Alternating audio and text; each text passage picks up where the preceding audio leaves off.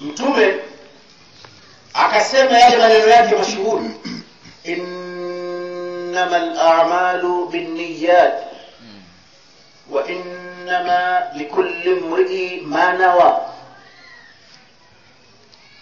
faman kana hijratuhu ila Allah wa rasulihi فهجرته إلى الله ورسوله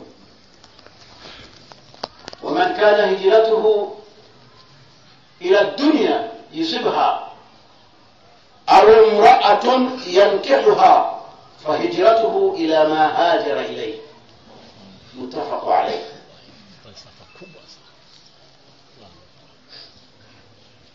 mambo yote yanalipwa kutegemea nia ya mtu. Mambo yote ni kwa nia katika Uislamu, na kila mtu atalipwa kwa namna alivyonuia. Mtu ambaye amehama kwa ajili ya Mwenyezi Mungu na mtume wake, malipo yake yatathibiti hivyo. Mtu mwingine amehama kwa sababu ya interest za dunia, kwamba jamaa alinipa mtaji ndio shahama, mimi nangoja nini hapa na mimi nakwenda. Amehama kwa ajili ya dunia, huyo atapata. Au imraa, au kuna mtu amehama kwa sababu ya mwanamke, unahama kwa sababu ya mwanamke, fa hijratuhu ila ma hajara ilayhi, malipo ya hijra yake itategemea nia ya kuhama. Haya maneno aliyasema bwana Mtume sallallahu alayhi wasallam juu ya watu ambao wanahama.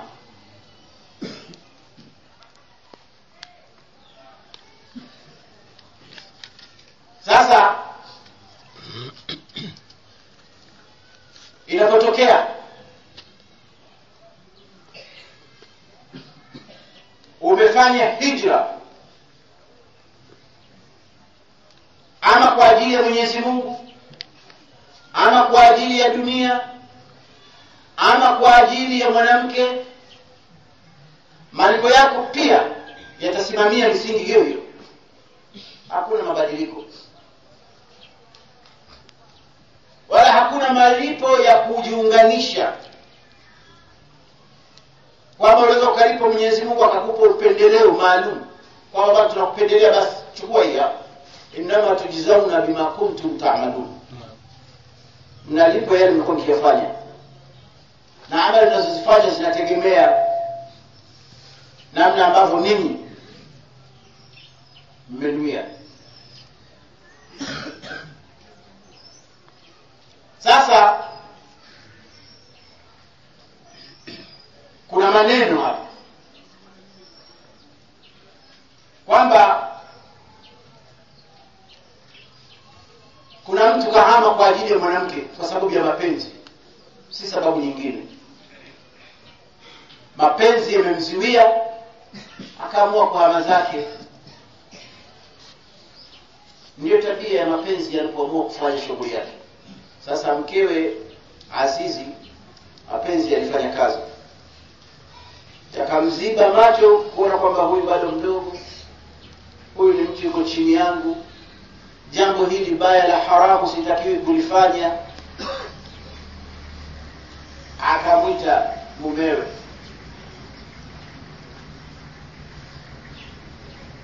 kwamba huyu ni kijana mbaya. Yeye ndo kamtaka, kila mtu kijana mbaya anataka huyu. Lakini kama njia ya kulipiza kisasi kwa kukataliwa, maana kukataliwa na kubaya kuna kudhalilisha, sio katika njia za haramu, hata njia za halali. Wewe unakwenda kumchumbia mtu, umempata binti, unasema mimi namtaka huyo mke wangu, unakwenda kumchumbia, alafu unakataliwa. Sifedha kubwa. Ukiwa na roho nyepesi hata mtaa upiti tena. Hawa atakuwa akisema tu mudghatul afwah, unatafuta mwana yule akataliwa. Wengine wanahama na nini? Kwamba hili jambo baya. Sasa yule bwana amekataliwa, anafanyaje? Subhanallah. Lakini Yusuf ni katika vijana ambao walishiba tauhidi ya Mwenyezi Mungu, hawakuyumba hata kidogo. Akasimama katika tahqiq ya sheria, kama alivyosimama Sayyidina Hussein bin Ali bin Abi Talib mbele ya jeshi kubwa, simama sawa sawa. Hiyo vijana lazima mjue kwamba Uislamu unawatarajieni sana vijana.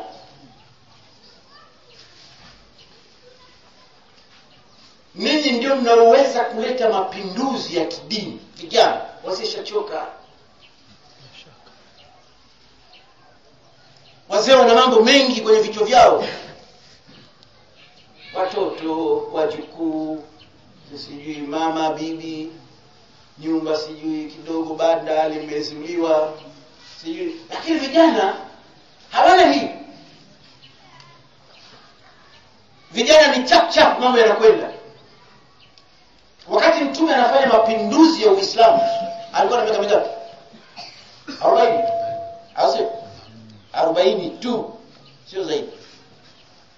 Kwenye kundi lao aliyekuwa mkubwa kuwapita wote alikuwa Abdurrahman ibn Auf, ndio alikuwa mkubwa wao na miaka 42. Lakini Mtume alikuwa na miaka 40, Abu Bakar 38, Umar 36. Wadogo wote wa vijana ndio wanakuja kuleta changes. Wazee wana mazoea fulani yale, huwa inawafanya wachelewe kuamua. Kwenye hii hadithi ya Sayyidina Yusuf ukisoma utaona mambo mawili yatakupa mfano mzuri. Mfano wa kwanza, Yusuf ndugu zake falamma dakhalu ala Yusuf awa ilayhi abawayhi wa qala adkhulu Misra insha Allahu aminin ورفع أبويه على العرش وخروا له سجدا وقال يا أبت هذا تأويل رؤياي من قبل قد جعلها ربي حقا وقد أحسن بي إذ أخرجني من السجن وجاء بكم من البدو من بعد أن نزغ الشيطان بيني وبين إخوتي إن ربي لطيف لما يشاء إنه هو العليم الحكيم رب قد آتيتني من العلم وعلمتني من تأويل الأحاديث رب قد آتيتني من الملك وعلمتني من تأويل الأحاديث فاطر السماوات والأرض أنت ولي في الدنيا والآخرة توفني مسلما وألحقني بالصالحين. ni tafsiri ile ndoto. Lakini baadaye ndugu zake wakamwomba msamaha, bana ndugu yetu tusamehe bana. Yusuf akasema la tathriba alaykum, sio on the spot, pale pale, hamna shida bwana, yamekwisha haya, tuanze upya.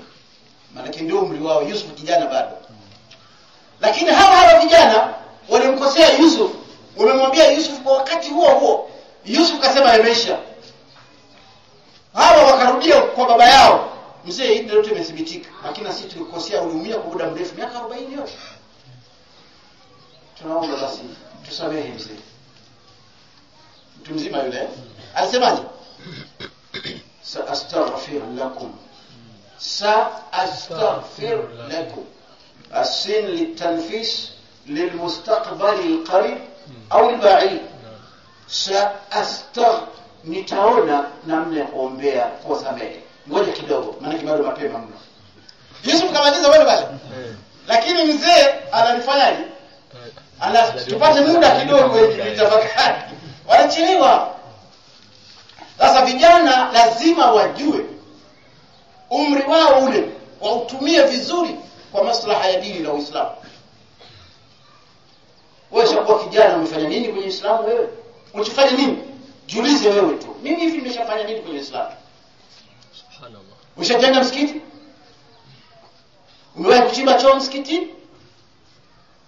Umewahi kumsaidia mtu ambaye alikuwa na haja ya kusoma dini akajua? Umefanya nini? Unalo? Moja tu useme mimi hili Mungu nilifanya kwa ajili yako.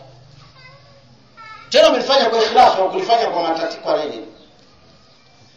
Kwa kubahatisha, umelifanya kwa ikhlas kama kijana, kwamba hili Mungu nimelifanya katika umri wangu wa ujana, nipigana mimi kusaidia Uislamu. Ndivyo walikuwa vijana wakati wa Mtume, walikuwa wanashindana. Wakati wa Mtume sallallahu alaihi wasallam vijana wanashindana. Siku moja imepigwa munada wa vita, wakajipanga vijana, kila mmoja anataka kwenda vitani. Basi Mtume akawaangalia akawachagua baadhi ya watu wakubwa kidogo. Kuna kijana mmoja alikuwa mfupi kidogo mdogo, aliona kwamba kwa ufupi wao anaweza nikaachwa, akawa anasumbuka ili awe mrefu. Mtume amchague na aende kwenye kupigana kijana. Mtume akamwambia wewe tena miguu wewe bado wewe hasa na Rasulullah mbona umemchagua yule huyu, tukipigana mimi nampiga huyu huyu tukipigana mimi huwa nampiga huyu, na mimi nichague nende, damu zinachemka. Ndivyo walikuwa vijana wanaweza kuusaidia Uislamu. Ndio kama vile Hussein mtoto wa Imam Ali, ujana ulimpelekea mpaka akauawa. Anachemka, anataka kusimamia haki, aondoe dhulma ya Yazid ibn Muawiya. Yazid alikuwa ni kiongozi wa Uislamu lakini fasik, mtu mchafu, muovu, mlevi, mcheza kamari, ana madanguro. Sasa haya mambo ya kweli yanasema, sio ya uongo. Yazid tena Muawiya anasema wallahi kama sio kuona haya ma khalaftu alaikum, kama sio kuona haya kwamba utawala utakwenda kwa sababu mtoto wangu nisingemwacha yeye kwa kiongozi wenu. Hafai lakini mwanangu yule mlevi, zinzi, mlevi, lakini nasema ndio huyo akae. Akamweka Hussein akubali. Fujo ilikuwa kubwa, vita imepigana kubwa. Watu wa Iraq wakamwandikia barua, tena sio moja, ar-rasail, barua kwa marundo, kwa maelfu zilikwenda. Njoo huku tutakusaidia, njoo huku tutakuwa na wewe, wewe ndiyo mtoto wa Mtume, mjukuu wa Mtume, wewe sayyid shababi ahli janna, njoo. Lakini watu wa Iraki ni wanafiki kweli. Mpaka leo hali yao mbaya. Tunaona jinsi wanamalizana. Imam Ali akaamua kwa Imam Hussein, Sayyidina Hussein alayhi salam, akaamua kwenda akachukua familia ya Mtume, watoto familia ya Mtume alikuwa imebakia, aliwachukua wote, walikuwa kama 67 hivi, kama 67 akaondoka nao. Lakini kule anapokwenda ni watu ambao imani yake kwa ndogo. Wakati anakwenda njiani alikutana na Farazdaq ash-Sha'ir. Kuna mshairi anaitwa Farazdaq, mshairi mkubwa sana huyo katika tarehe. Hussein akamuuliza, akhbirni ya Farazdaq, kaifa halu almuslimina fi al-Iraq, niambie hali ya Waislamu kule Iraq ikoje, wa madha yaquluna anni, lakini wanasema nini kuhusu mimi, wanasema nini? Farazdaq wala hakuma maneno, akamwambia qulubuhum ma'ak wa suyufuhum alayka, wale qulubuhum nyoyo zao ma'ak, siko na wewe. Lakini Yazid ameshawapiga noti kule, wameshanyanyua panga zao ziko kwenye shingo yako, watakuwa usembe. Hussein akasema ashaletea barua wenyewe bwana, wewe nenda zako. Yake na kule kuna jeshi la watu karibu 1600 hivi wanamsubiri.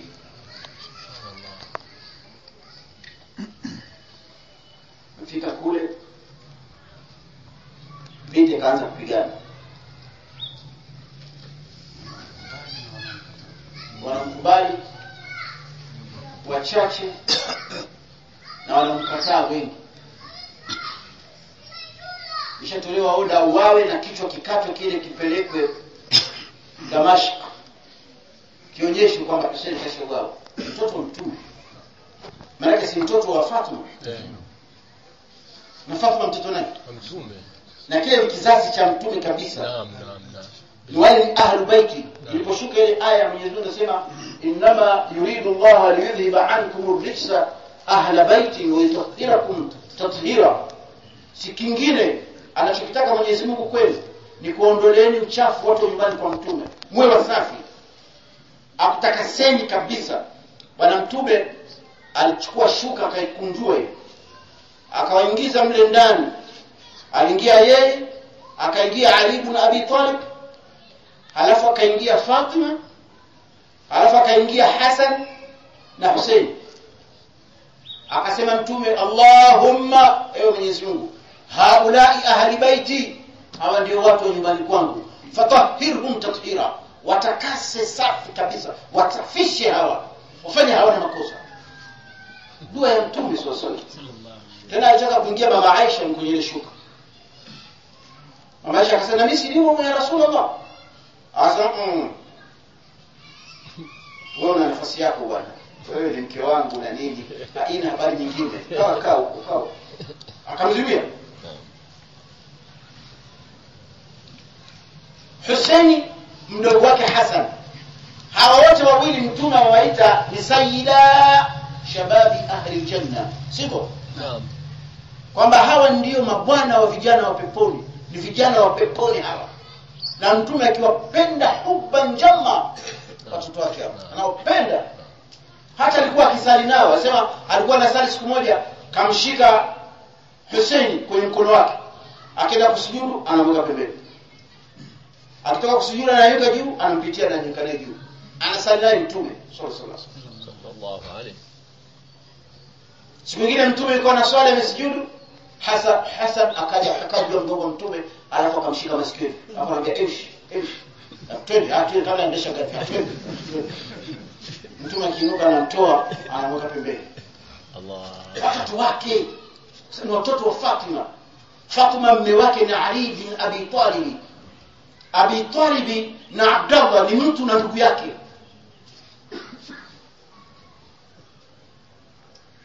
Family. Naam.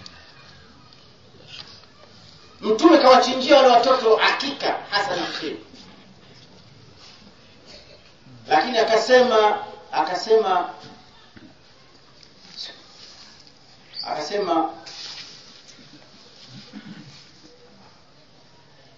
inna li hadha ibn shana. Mtoto wangu watoto wangu na mambo hawa. Na hawa watoto watakuja kutengenezea huu Uislamu mambo. Hawa watoto hasa Hassan msema Hassan. Alikuwa na Bashir. Hata si wana wala huyu Hussein Abbas. Abdullah ibn Abbas alikuwa amelala, alafu akaota ndoto, akamwona mtume sallallahu alaihi wasallam amekuja. Bwana mtume kaja, alafu amempa chupa ile, akatoa hukarura bidakhili haddam. Mtume kampa Sayyidina Abdullah ibn Abbas chupa, ndani ya chupa ile kuna damu.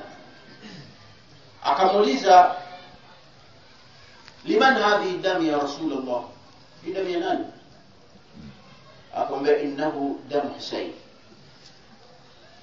Hii ni damu ya Hussein karibu kuuawa. Tuzungumza kwa kirefu habari za ndoto huko nyuma. Sina sababu ya kuzirudia sana. Lakini hii ndoto imekuja na tabiriwa. Hussein alipoona unafiki wa watu wa Iraki namna uliobadilika kama kijana, akasema nitapambana nao hata niko peke yangu.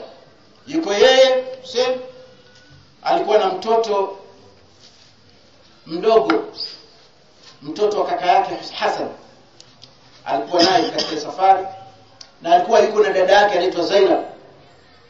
Huyu Zainab dada yake na Hussein, Bi Fatima na mtoto alimzaa anaitwa Zainab. Na siku amemzaa huyu mtoto, alichukua ile mtoto akamwambia Ali, mpe jina mtoto tushamzaa. Ali akasema lam aqul asbiqa rasulillah, mimi siwezi kumtangulia mtume kumpa jina, wewe nipeleke kwa mtume. Akakichukua kile kitoto Zainab, akijapewa jina lakini naita tu Zainab, akakipeleka mpaka kwa mtume. Mtume akasema tusubiri labda Mungu ataleta maelekezo.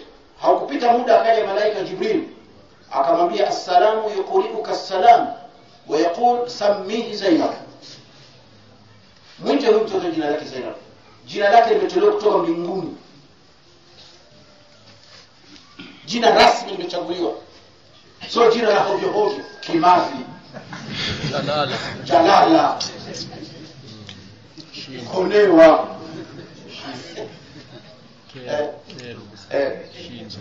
Jina zuri, unamwambia wenzako jina bure tu cha usiku. Kuna mwingine bwana mkubwa anaitwa Pombe. Alaba kwa tunamwita sisi Zainab, tusamihi Zainab, tumite Zainab jina lake, akapewa jina Zainab na yeye alikwenda kwenye safari. Basi wakawaziwia wala mna atakunywa maji. Al-Furat inapita pale, inapiga mawimbi pale. Wamewakia familia ya mtume tu, wanasabu mmoja baada mwingine. Hussein kachukua joho ya mtume ndio kaivaa. Asa labda wakiona ile joho ya babu yake ile watapata huzuni na nini. Hamna bwana. Kachoma mikuki ile bwana, kazuiliwa maji, kile kitoto kinakataliwa kunywa maji, kinamwambia ambi.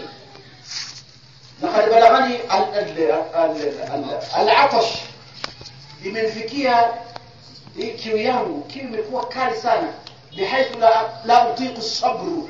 Siwezi kusubiri.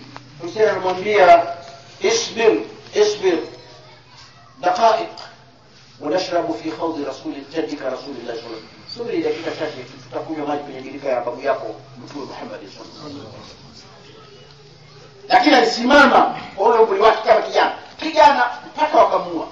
Tena hata alipomuua hawakuacha vile vile, wakachaguliwa watu 15 juu ya farasi, wakapita na farasi wanakanyaga ule mwili mpaka tamazakat, ukachanika ile ule mwili. Alafu akaitwa bwana mmoja anaitwa Sumru bin Jawshin, akakata kile kichwa chake, wakakichukua wakapeleka kule watawala wa Bani Umayya Suria, wakaua kizazi cha bwana mtume. Na yule Zainab akakamatwa mateka, akapelekwa kule, aliuawa huko, kaburi yake liko kule Suria mpaka leo. Lakini alikuwa kijana, ni vijana rijalun, ni vijana fatatun, wadogo kabisa, walisimama kwa ajili ya Mwenyezi Mungu Subhanahu wa Ta'ala. Kijana gani amepata kusimama vizuri kwa ajili ya Mwenyezi Mungu? Je, sababu mwenyewe useme bwana mimi nimewahi kusimama vizuri kwa ajili ya Mwenyezi Mungu?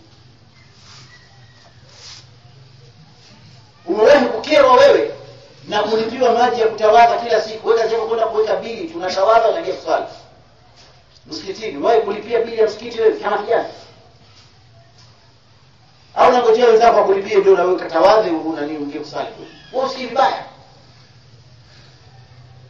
Kijana bado umelipia umeme, kijana bado umefanya juhudi za kuhuisha madrasa zinakufa.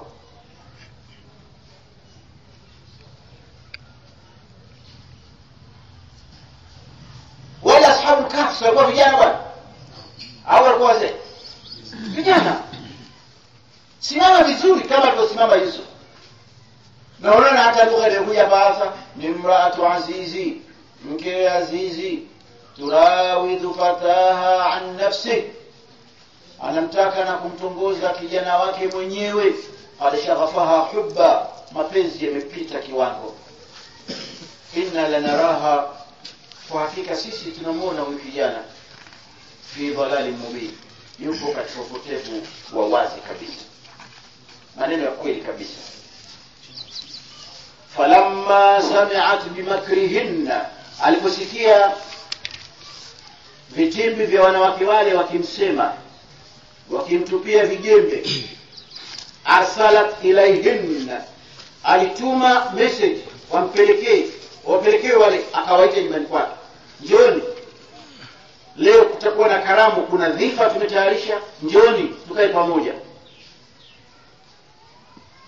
wa'taddat lahunna muttakaa, akawawekea na matandiko na mito ya kuegamia, ikapangwa ndani ya nyumba kwa karibuni. Wa atat, na akampa kila wahidatin minhunna, kila mmoja kati yao, sikina, kisu na uma. Miaka hiyo vilikuwepo vitu hivi, kisu na uma, unakata tango, unakata nyama na nini, ilikuwa dhifa kubwa.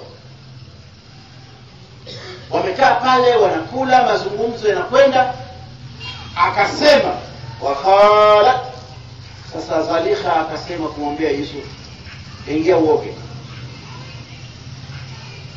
Yusuf akaoga, akasema jikwatue vizuri, mafuta, poda na nini, safi, chukua nguo rasmi uvae, fakhruj alayhinna, toka uwapitie pale. Yusuf alikuwa akipita anaacha na harufu nzuri, raihatan tayyiba, harufu nzuri inanukia.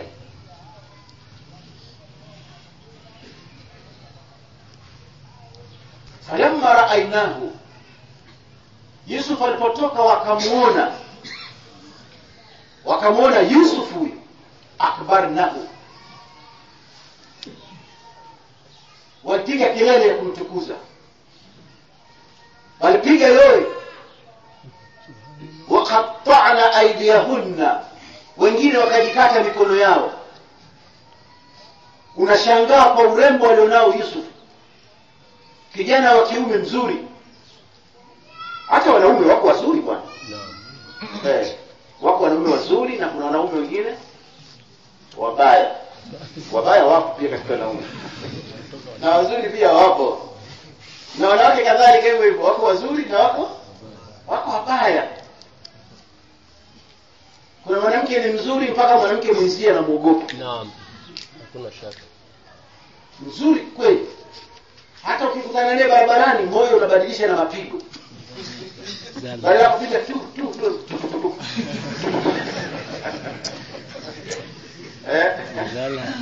wako wazuri kabisa. Sasa Yusuf alikuwa ni mzuri kuliko wote. Mtume anasema Nabiiullah Yusuf qad u'tiya shatrul jamali, Nabii Yusuf alipewa nusu nzima ya uzuri. Uzuri ni kitu kizima, nusu ni kitu kizima ukigawa mara mbili. Basi nusu ya uzuri alikuwa nao Nabiiullah Yusuf, na uzuri kwa ukamilifu wake alikuwa nao nani? Mtume sallallahu alaihi wasallam, Nabii Muhammad sallallahu alaihi wasallam. Wa ajmalu minka lam tara qattu 'ayna wa ahsanu minka lam talid an-nisaa.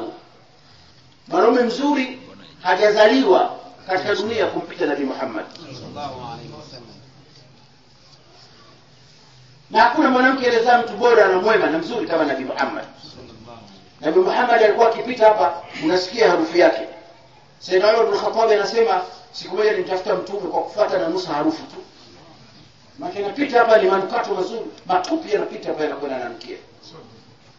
Wakati mtume walikuwa wanamvizia, wakati mwingine mtume akilala ile jasho ikimtoka ile wanakondoleza, inakuwa ni manukato haya. Ukijipaka hayaishi harufu. Sallallahu nabii. Allahumma salli wa sallim. Na wanawake wa masahaba walikuwa wanawaomba wakati mtume kwamba mtukongulie jasho ile simu inatupa. Vizuri kweli. Akitema mate bwana mtume ardhi inayamenya haraka, inanyonya na kwenda.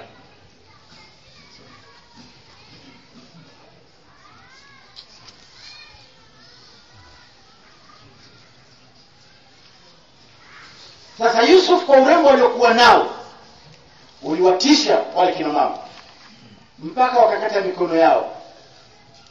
Halafu wakulna, wakasema hasha lillah, wallahi sio bure. Unaona, hasha lillah, wallahi sio bure, haiwezekani kabisa. Ma hadha basharu, ma hadha bashara, huyu sio mtu, hakuna mtu wa hivi. Unamchungua uone kasoro. Unaweza kumwona mtu mzuri lakini pia unakuta miguu kama fimbo. Unakuta wengine mzuri akitembea analala mbele. Ana kasoro. Kila mtu anakuwa na kasoro, lakini Yusuf hupati kasoro. Anasema hata sio mtu, in hadha illa malakul karim, huyu ni malaika tena sio malaika mdogo mdogo, malaika alipewa heshima kubwa ya kupewa utukufu na Mwenyezi Mungu Subhanahu wa Ta'ala. Aliwapumbaza mpaka wakajikata mikono kwa kumshangaa.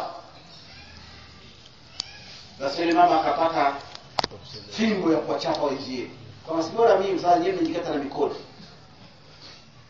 Mimi nilikuwa mnalaumu kwa sababu ya mtu kama huyu. Wewe unaweza kana chombo kama hicho kasamili wewe? Utaweza? Unapata mwanamke mzuri kama huyu wewe, mwanaume mzuri kama huyu, unakaa naye ndani saa 24, kila saa unamwona, utabakia salama wewe?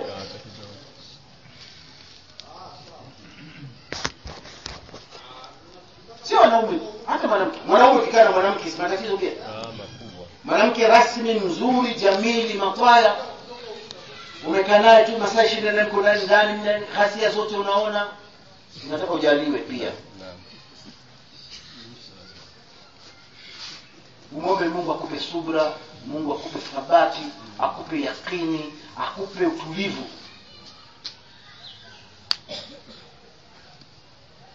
Utavuka mipaka usipoangalia. Sasa Yusuf alikuwa rasmi. Ule urasmi wake Yusuf ndio ambao ulifanya Zalika ajigonge. Na akiamini kwa kufanya vile hajakosea. Qalat, akasema, fadhalikunna, huyu mliomuona ndio yule kwa ajili yake alladhi lumtunani fihi, ninyi mliamua kunilaumu. Kusema kweli, walaqad rawattuhu an nafsi, mimi nilimtaka mwenyewe bwana, wala hakunitaka. Yale maneno nilikuwa nasema yeye anataka nini, uongo, mimi mwenyewe nilikuwa namtaka. Fastasama, akagoma. Wa in lam yaf'al ma amuruhu, ikiwa hatofanya ninayomwamuru, ikitokezea kwamba hawezi kuyafanya ninayoyataka mimi, akafanya haya, la isjananna, wallahi ilamul qasami, wallahi la isjananna. Na tena inamaliziwa kwa nuni taukidi thaqila, kwamba wallahi atafungwa, akitaka asitaki atakwenda jela. Wala yakuna min as-saghirin, na atakuwa katika watu waliodhalilishwa, atadhalilika kweli kama kufanya anayotaka. Siwezi kukubali mimi kitu kama hichi kipite huruma. Siwezi kukubali. Na mwanamke akiamua kufanya jambo bwana acha. Anajirengesha.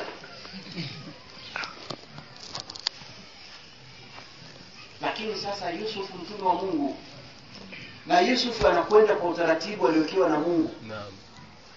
Fihi khittatun, iko mpango maalumu wadaahu Allah, aliweka Mwenyezi Mungu Subhanahu wa Ta'ala. Wa kana amru Allah qadaran maqdura, amri ya Mwenyezi Mungu ni mpango uliopangwa vizuri na lazima utimie. Sasa yule mwanamke hawezi kwenda kuvuruga kwa mambo ya kwanza hajui ametoka wapi. Yeye kaletewa watu ndani, yeye anajua anatoka wapi. Na Yusuf alikuwa msiri kweli, hajajitambulisha kwa jina lake. Yeye ni Mkanaani. Kanaani wanamuita Yusuf, lakini alipofika kule alikuwa anajiita Yosefin. Mimi naitwa Yosefin. Badilisha kabisa utambulisho wake. Na wala hakujitambulisha kwa mtu, aliaswa usije kujitambulisha, tutakuondoa kwenye diwani ya mitume. Kaa kimya kabisa. Wewe hakusema. Yule mwanamke hakumjua ametoka wapi, ni nani. Alikuwa anamuona katika nyumba, mwadilifu, mtu mwenye adabu, ukimpa kazi anaifanya kama unavyotaka. Wala haikutokezea hata siku moja akafanya jambo ambalo liliwakera ndani ya nyumba ile. Sasa kile kiapo alichowapa mama huyu, ndio Yusufu akamwambia Mwenyezi Mungu, qala rabbi, akasema Mwenyezi Mungu, ya Allah, asijnu, kwenda kukaa gerezani, ahabbu ilayya, ndio jambo ninalolipenda zaidi sasa, mimma yad'unani ilayhi, kuliko ni haya wananitakia hawa kina mama hawa. Subhanallah. Wa illa tasrif anni kaydahunna, na kama hautaniondolea vitimbi vyao hawa, naogopa kama binadamu asbu ilaihinna, nisije nikasibu kwao wakanipata, wa akun min aljahilin, alafu nitaingia katika kundi la watu wajinga. Anaomba kwenda jela kwa ajili ya kuhifadhi imani yake.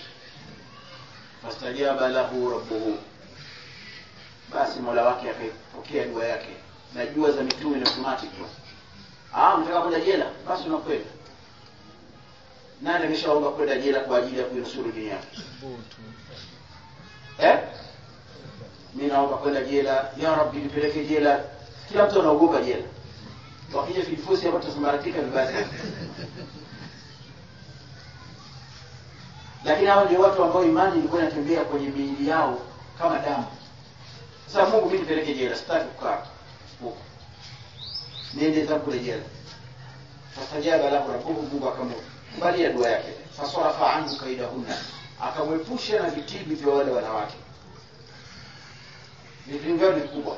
Inna kaidakunna adhim, inna kaidakunna adhim. Vitimbi vyao ni vikubwa sana.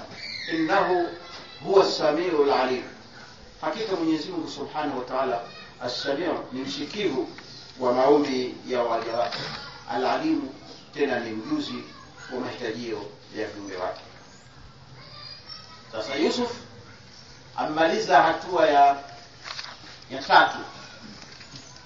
Tusema hatua ya kwanza, Yusuf alitolewa kwenye familia yake. Ndio hatua ya kwanza. Hatua ya pili, akaenda kutupwa ndani ya kisima. Hatua ya pili, kutupwa kwenye kisima. Hatua ya tatu, ya al-mihnatu thalitha, hatua ya tatu ni Yusuf kuingizwa kwenye utumwa Misri. Akauzwa ndani ya nyumba ya Azizi. Sasa hapa amemaliza hatua yake ya tatu, lakini mchakato unaendelea. Sasa wewe unapata mtihani mmoja, hutaki na Mungu. Unaona mwenzako mitihani mitatu, tena yote mikubwa. Kullu musibatin ta'tihi akbar min al-ukhra. Kila msiba unamfikia unakuwa ni mkubwa kuliko ule wa kwanza. Msiba wake wa kwanza kutolewa kwenye familia yake sio kubwa sana hivi, ingawa linauma. Ikitokezea kwamba wewe umeondolewa kwenye jamii yako, hauwezi kujisikia vizuri. Mahala pa yuko babako, yuko mama yako, wako ndugu zako wamefia hapo, wanazaliwa hapo, wanakujua, unachukuliwa tu ghafla tapu na kuna kwa mahala pengine. Itakusumbua kidogo, lakini baadaye utazoea kama ni hali ya kawaida. Ndivyo kiviungo. Sasa si kubwa sana hivi. Lakini la pili ikawa ni jaribio la kutaka kumuua, akatupwa ndani ya kisima. Hili lilikuwa kubwa zaidi. Kwa sababu unahisi kabisa kwamba sitakiwi.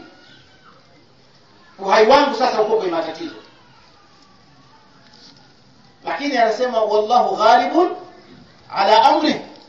Mwenyezi Mungu Subhanahu wa Ta'ala ndiye mshindi juu ya mambo yake. Anakubali.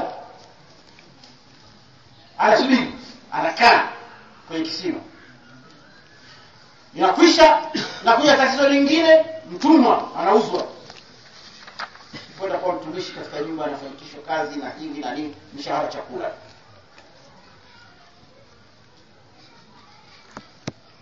Ndivyo Mungu anapofanya. Na mtume anasema sallallahu alaihi wasallam, nahnu ma'ashira al-anbiya yashaddu nasu balaa. Sisi mitume ndio watu wenye mitihani mikubwa kuliko ni watu wengine wote. Mitihani mikubwa ni kwa mitume. Huku kwetu sisi mitihani ni midogo sana, sio mikubwa. Thumma al-amthal fal-amthal, kisha mtihani inakuja amthal fal-amthal. Kila mtu kwa kadri ya imani yake anajaribiwa. Mtu mwenye imani kama jabali, na mtihani wake unakuwa mkubwa kama jabali. Ukiwa na imani ndogo, basi na mtihani wako ni mdogo. Kuna mwingine anapewa mtihani wa kuibiwa viatu msikitini. Esikemeni ndogo hiyo. Sana. Anaibua viatu hapa msikitini, anacharuka. Bwana mmoja alikuja hapa tukasemea siku moja. Amenunua viatu vyake vipya. Basi tunaingia tunasali na mtu akapitia akaenda zake. toka viatu hamna. Tena viatu vyangu vipi? Wallahi sikubali. Hii kazi yako Sheikh Hassan. Hizi swala za zimekuwa ndefu mpaka tunakimbia. Mimi sirudi tena kuswali hapa. Alisema hapo, mimi sirudi tena kuswali hapo. Kuna watu akitoa mtihani kwa ajili ya Mwenyezi Mungu jana fitna tunasi ka adhabillah. Fitna ya Mwenyezi Mungu kama ni adhabu ya Mwenyezi Mungu Subhanahu. Ni mtihani za mtihani kwa ni mdogo maskini. Kwa viatu. Kuna mtu anapewa mtihani wa maradhi mazito. Tafahamu kama hivi. Naam. Na kila mtu anapewa mtihani kutokana na ukubwa. Ndio maana Yusuf mtihani yake ni mkubwa mpaka mtume anamstaajabia. Mtume sallallahu alaihi wasallam anasema rahmallahu akha Yusufa. Mungu amrehemu ndugu yangu Yusuf. Lau kuntu makana la jabtu da'i. Ile tabu aliyopata Yusuf kama mimi ndio ningekuwa Yusuf wakati anaitwa na mfalme nisingegoma. Lakini Yusuf alikataa sana. Mimi sitoki huko mpaka uniambie wale wanawake vipi mambo yao. Yamekwisha zile fitna ndio kutoka hapo. Akaambia bwana kule mambo ni safi, imesharekebishwa, imeshakiri kila kitu kwamba ni sawa. Ndio akatoka.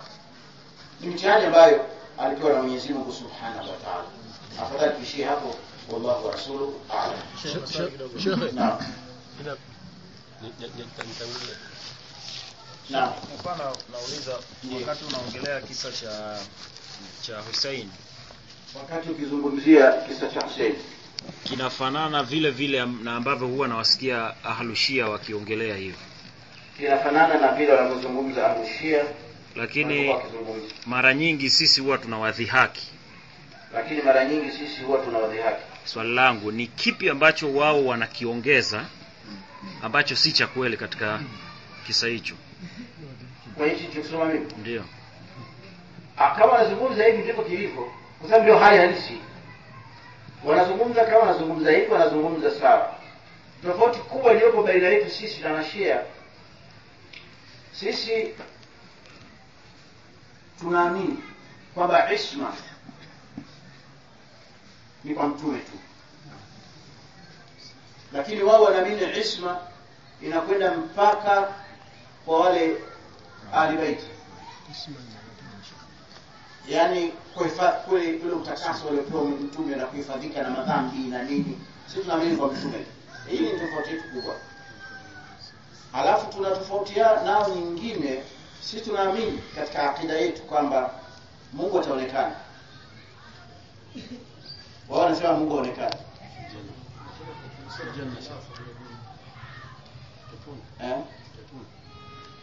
Peponi na fil janna, peponi, sio hapa duniani. Peponi. Kadhalika mas'alatul khilafa.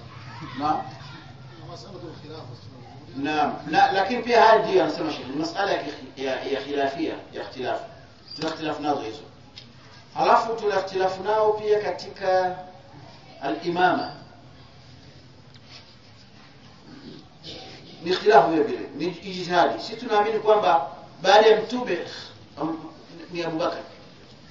Baada ya Abu Bakar Umar, baada ya Umar Uthman, baada ya Uthman Ali. Wao wanaamini kwamba hapana, hawa wengine hao walidhulumu. Mtu mwenyewe hasa alikuwa nani? Ali ibn Abi Talib. Hizi ndio tofauti zetu za lakini tunasema kiasi kwamba ni ahlul qibla hawa. Ni Waislamu, ni ahlul qibla. Kwa hiyo wakizungumza kama nilivyosema mimi, tarehe ya mtume maana haiwezi kubadilika.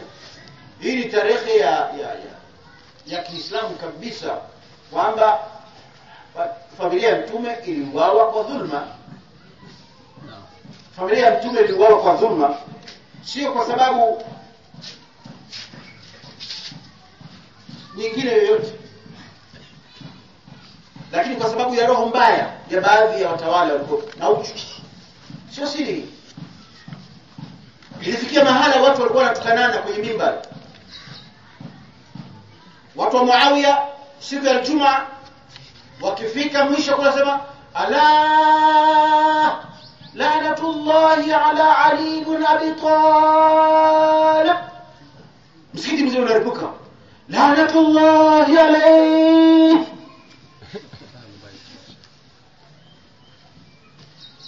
wote ni katika ahlul bait wa mtume.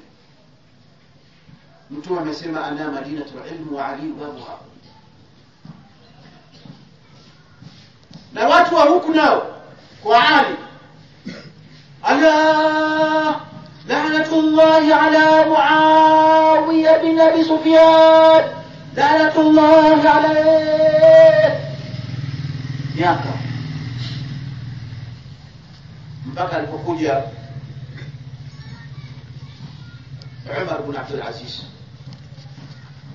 alipotawala kuwa mtawala wa Kiislamu, ndio akapiga marufuku zilana kwa mimbar, akasema nitakayemsikia nitakata shingo yake kuanzia sasa, marufuku laana. Na akaondoa yale laana mahala pale. Mnajua aliweka nini? Aliweka Qur'ani, inna Allah ya'muru bil 'adli wal ihsan wa ita'i dhil qurba wa yanha 'anil fahsha'i wal munkar wa la dhikrullahi akbar wallahu ya'lamu ma tasna'un. Haya maneno kayaweka nani? Umar ibn Abdul Aziz. Kwa odweni hayo, nikimsikia mtu nitamshughulikia. Ndio yakafutika yale, lakini ilikuwa ni balaa kubwa. Hawa na alani hawa na alani. Kwa hiyo kulitokea machafuko makubwa, na ndio haya yanatutesa mpaka leo.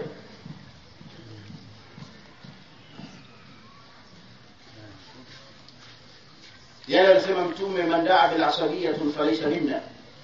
Leo tufikisha sisi hapa. Na ukisoma historia utakuta sababu ya mifarakano kule Uarabuni ni koo zao zile, magombano ya zile kabila zao za zamani, walikuja kazingiza huko, ikawa fujo kubwa kabisa. Imam Shafi'i aliwahi kukamatwa akatuhumiwa kwamba ni Shia. Imam Shafi'i rahimahullah aliwahi kuwa kadhi Yaman.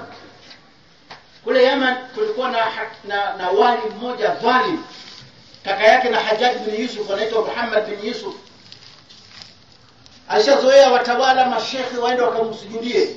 Imam Shafi'i alipofika pale akasema marufuku sendi, akatoa hukumu akamnyang'anya mtu. Akaja Shafi'i akitengua ile hukumu akamwachia, akamwita kabeba, unanidhalilisha, mimi ndio wali. Akasema na mimi ni kadhi, tuheshimiane mzee. Basi akaandika barua takriri, kapelekwa kwa Amiri al-Mu'minin Baghdad kwamba Imam Shafi'i yunasibu alu Ali tashayya. Imam Shafi'i anaungana na watu wa nyumba ya Ali na amekuwa Shia siku hizi, ni Shia huyu tena. Siku hizi anaandaa watu wakuja kuipindua serikali yake. Amiri al-Mu'minin siku zile alikuwa ni mtawala wa dola ya Bani Abbas, anaitwa Harun Rashid. Mmewahi kumsikia huyo? Tutapata siku moja tutamzungumza kwa tarehe yake. Harun Rashid akasema mlete kwangu Mkalbash kafungwa minyororo, birijlaini waliyadaini, kwa mikono na miguu aletu. Katembezwa, askari wako juu ya farasi, Imam Shafi'i anatembea kwa mguu.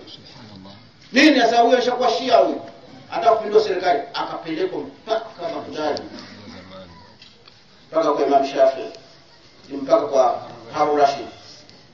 Harun Rashid majlisi yake, Harun Rashid alikuwa mwanachuoni pia. Majlisi yake walikuwa wamekaa mashekhi wakubwa, kina Abu Yahya al-Barmaki, walikuwepo kina Abu Hisham, walikuwepo kina watu wakubwa wengi, tabi'ina walikuwa wengi. Imam Shafi'i kaletwa pale. Alipoingia tu msikitini yule Imam Shafi'i akatoa salamu, assalamu alaykum wa rahmatullahi wa barakatuh. Wakatika wa alaykum assalam wa rahmatullahi wa barakatuh. Ndio akiingia, wewe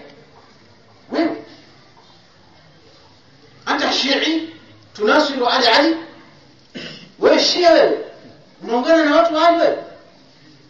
Akasema hapana ya Amir al-Mu'minin, innani rajulun muslim, mimi ni mtu Muislamu tu, wa li haqqun an ahfadha nasaba an-nabi, nina haki mimi ya kutunza na kuheshimu nasaba ya mtume sallallahu alaihi wasallam, lakini mimi si Shia wala Sunna.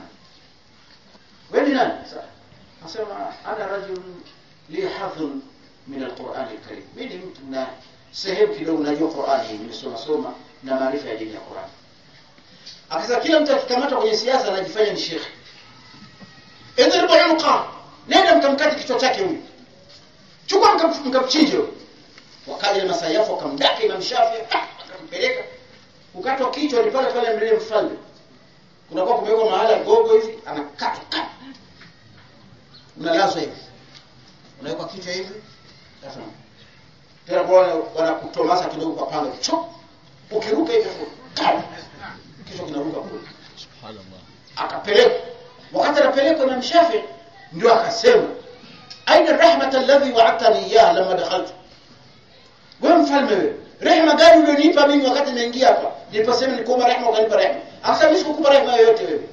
Mimi nikupa rehema wewe sasa. Ulinipa rehema wakati naingia huko msikitini. Huko kwenye ofisi yako. Sasa mrudisheni hapo. Wewe umechanganyikiwa. Mimi sikuchanganyikiwa. Jamani, nilimpa rehema mimi wewe. Nilimpa amani hapo. Kina al-Imam Shaybani, kuna mmoja wa wanavyuoni wakubwa katika madhehebu ya kina najiitwa Sheikh wake ni Abu Hanifa, Sheikh wake ni Al-Qaiko pale. Akasema muulize akufafanulie. Fafanua, amani gani imekupa? Akasema nilipoingia nilisema assalamu alaykum wa rahmatullahi wa barakatuh. Niliposema maneno haya wewe uliitikia ukasema wa alaykum assalam wa rahmatullahi wa barakatuh. Sasa maana yake tunataka amani iwe juu yangu na rehema za Mwenyezi Mungu na baraka zake ziwe juu yangu. Asema naam, sahihi. Wewe sasa mbona unaenda kuliua? Una rehema na amani hapo? Imam Shafi'i alikuwa na hoja tani. Naam. Kichwa kinachemka kwa kweli. Akasema wewe unasema nini? Akasema mimi Imam Shafi'i. Mimi naitwa Muhammad ibn Idris. Mimi naitwa Muhammad ibn Idris. wewe ni shekhe? Sasa naam, mimi mwanachuoni na elimu kidogo yani. Hebu tafsiri Qur'an. Sasa mwanachuoni mwambie tafsiri Qur'an, tunatafuta matatizo. Ndio chakula chake shekhe. Ndio chakula chake. Naam. Sasa haya, leta tafsiri ya Qur'an wewe Muhammad bin Idris. Akamuuliza, unataka tufasirie Qur'an ipi? Unataka tafsiri Qur'an muhkam, mutashabiha, khas, am, خاص أريد به عام، عام أريد به خاص، مجمل، مفصل. أسمع هذا نية ما. Imam Shaybani asema inna Shafi'i, wewe ndo Shafi'i, sikilize. Ina maana gani sasa tunasema? Hizo Qur'ani kuna aya khasa, kuna aya amu, kuna aya amu zinatakiwa ziende kwenye khasu, kuna khasu kwa kwenye amu. Akawe vile bwana sasa Allah. No.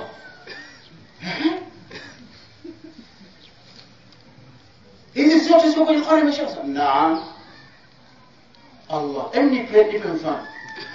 Akasema mfano ni aya Mwenyezi Mungu qala an-nas inna an-nasa qad jama'u lakum. Unaona hapa an-nas ni watu wengi. Qala an-nas inna an-nasa qad jama'a lakum, watu wamejikusanya kwa ajili ya kuja kuwapigeni. Lakini hapa kusema kweli, nasu ya kwanza na nasu ya pili, hii ya kwanza ni mtu mmoja na hii ya pili ni watu wawili. Kwa sababu Imam Shafi'i Mwenyezi Mungu alimpa kipawa kikubwa. Aliishi miaka 53 tu umri wake, lakini alifanya kazi kubwa sana ya kuusaidia Uislamu. Ametunga vitabu chungu nzima. Yeye atakija hapa kikaa hapa anaweza kutunga kitabu. Siku moja alikuwa na swali, ameingia msikitini, mahali Allahu Akbar, kijana anasalisha pale. Alhamdulillah rabbil. Yule kijana akasahau. Baada ya tahiyatu ile tashahudi ndogo, akapitia zake juu. Kwa kawaida tunamkumbusha. Naam. Unamkumbusha unafanyaje? Subhanallah. Subhanallah. Yule bwana alipopiga subhanallah, akateremka moja kwa moja mpaka chini. Naam. Alipofika kwenye kumwambia subhanallah, akanyanyuka mpaka chini. Wakampiga subhanallah, akaenda karukuu. Imam Shafi'i akafungua mikono akasema afsadta salatana ibn halal. Umeharibu sala yetu mtoto halal. Akafungua mikono bwana. Umeharibu sala yetu mtoto halal. alikuwa na kijana wake, akamwambia uktub, baada wakasali akamuuliza kijana, Mansuk, wewe jina lako nani? Akasema Zaafaran. Asema basi na kitabu Musammi Zaafaran biidhnillah. Basi na hicho kitabu tunakiita Zaafaran jela. Kuna kitabu cha Mshafi cha hukumu ya swala, mtu akikosea namna gani anisaidisha. Kinaitwa Az-Zaafaran, kitabu cha Mshafi. Kaona tatizo kama hapa, ili ni tatizo sana. Katengeneza utaratibu wa sala. Ukisahau tashahudi unakumbusha unafanyaje? Ukisahau chi unafanya nini? Kipo kitabu. Alikuwa na uwezo mkubwa sana.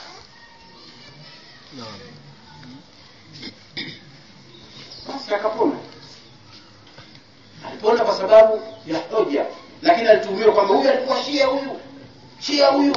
Wakamwacha bwana kwa sababu ya elimu. Imam Hanbali anasema fiqh ilikuwa imefungwa, Shafi ndio akaifungua.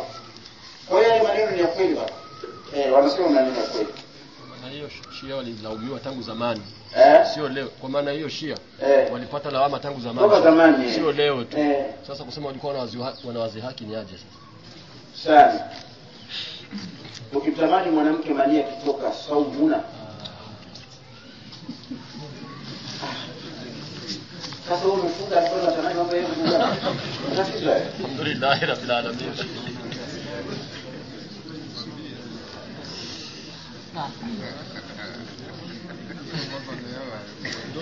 Ukijiotelea umelala saumu. Lakini ukitoa manii kwa kujitamanisha mwenyewe saumu imeharibika. Ni sasa na mtu ambaye yastami, ambaye anajitoa manii kwa mkono. Naomba hadithi kuwa Mtume alikuwa akiwatomasa wake zake mwezi wa Ramadhani mchana. Ipo hadithi ya Mtume sio kwa Tomasa. Mtume sasa mkana yukabil azwaji. Mtume alikuwa anawabusu wake zake wa huwa swaim ila hali amefunga. Hii hadithi ni kwa jamaa Aisha. Alikuwa anaanza kuwambusu mke wake ila hali amefunga Mtume sasa. Lakini alikuwa anasema ana amlakakum liirbi. Mimi bwana naweza kujicontrol. Sasa wewe unaweza control? Kama unaweza control sawa. Kama huwezi control acha. Umefahamu?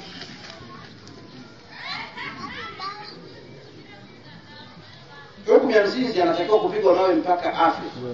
Je, akipigwa mawe anakuwa msamehewa? Hiyo ni adhabu ya hapa duniani. Wa fil akhirati adhabun shadid.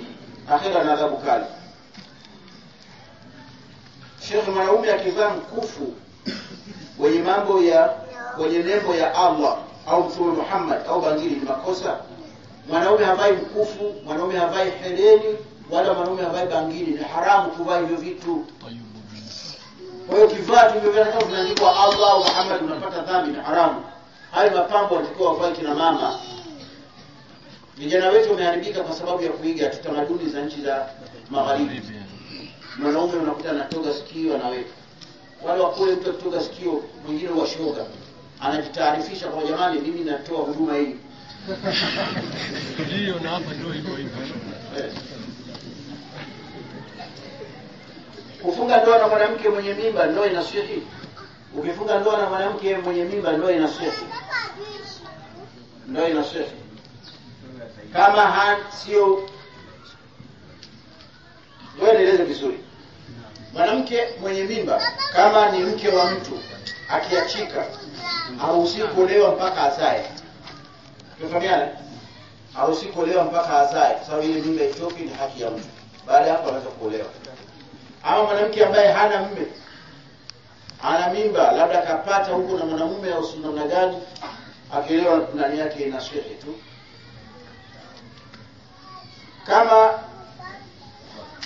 Kama inashihi naomba ufafanuzi.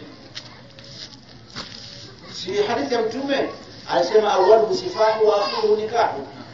Mwanzo ilikuwa uchafu, mwisho ni ndoa. Tunashihi. Mtu akitoka kwenye Uislamu kwenda kwenye Ukristo akartaji na baadaye akarudi kwenye Uislamu, Mwenyezi Mungu anamsamehe. Naam, Mwenyezi Mungu anamsamehe sana. Na Mungu atakuwa amemsaidia kurudia huyo. Lakini atakuwa na deni la sala zote ambazo akusali.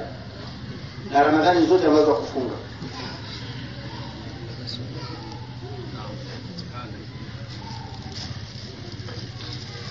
Mtu alishindikana kuijua Qur'ani